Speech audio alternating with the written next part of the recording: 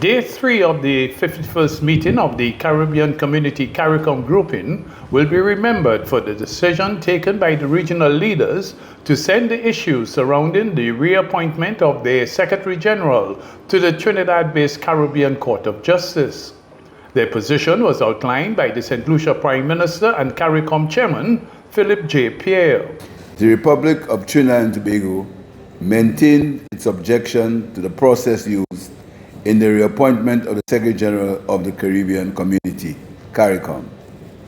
CARICOM acknowledged that the Republic of Trinidad and Tobago desires to have the issue of the reappointment of the Secretary General referred to the Caribbean Court of Justice, CCJ, to render an advisory opinion thereon.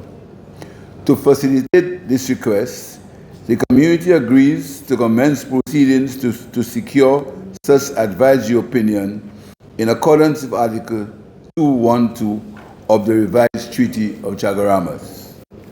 The community acknowledged that this is the very purpose for which the CCJ was created, to be a treaty interpretation body. The community further agreed that the status quo with respect to the reappointment of the Secretary General shall remain unless and until the community considers the said advisory opinion from the CCJ.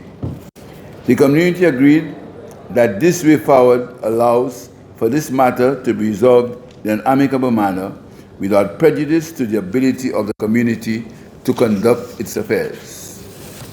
In this context, the community reaffirmed that the ongoing review of the governance architecture is part of the broader mandate agreed at the previous conference in St. Kitts and Nevis to strengthen the governance of the community and enhance its effectiveness.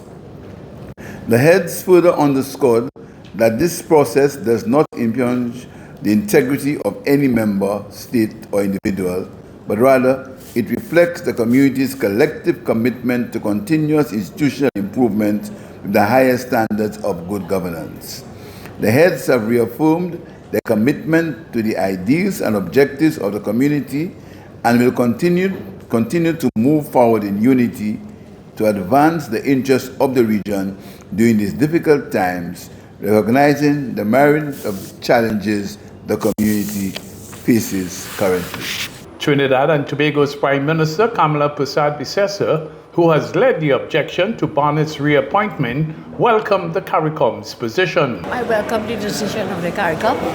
I think this is the best way going forward to resolve the issues we may have had. Jamaica's Prime Minister, Andrew Holness, who had also written to his colleagues on the issue, said it was an important decision taken by the regional leaders. Well, we're very pleased that the heads could have come together and crafted a solution which I believe would be for everyone's satisfaction.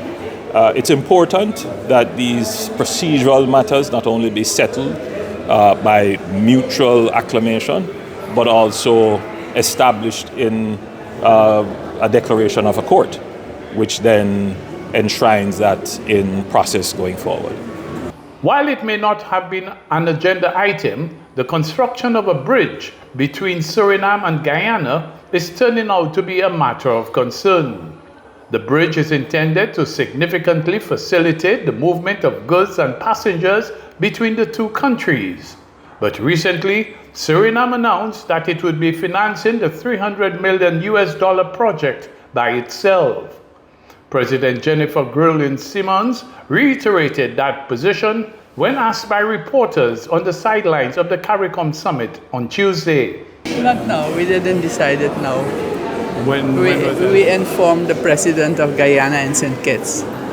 But Guyana's president, Dr. Irfan Ali, maintains that the position of Suriname is contrary to early arrangements discussed by the two countries. And at every meeting we have had since, Suriname position has been that they are sorting out their financing.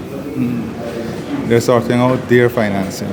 We had always proposed, and this matter was at the level of the Ministers of Finance and the Ministers of Public Works. That is where the subcommittee grouping within the working group was looking at it, and their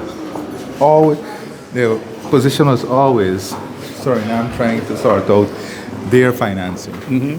Okay? So, so why would she just open? I mean, the Suriname Now government today- now be. Now, today we had an informal conversation. And what she said in that informal conversation is that they're now looking at financing the bridge. The bridge.